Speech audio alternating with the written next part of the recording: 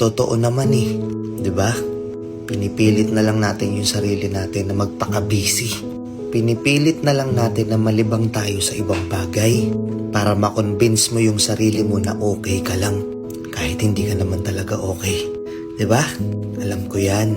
Basta na kita.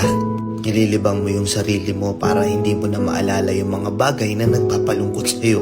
Kasi every time na mag-isa ka na lang, every time na wala ka nang ginagawa, naaalala mo yung mga bagay na ayaw mo nang maalala. Naiisip mo yung mga bagay na ayaw mo nang isipin. Kaya pinipilit mo na lang magpaka-busy.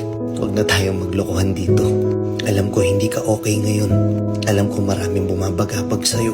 Pero kahit anong mangyari, naniniwala ako na kung ano man yung bigat na dinadala mo, malalampasan mo yan. Parte lang yan ang buhay. Kung wala mang nagsabi sa'yo nito, kung lahat man ng tao sa paligid mo wala nang pakialam sa'yo, gusto ko lang malaman mo na oo ako, naniniwala ako na magiging okay din ang lahat. Kaya ikaw, umiti ka naman kahit konti. Huwag mong hayaang yung kalungkutan mo na yan sirain yung magandang ngiti mo. Deserve mong maging masaya.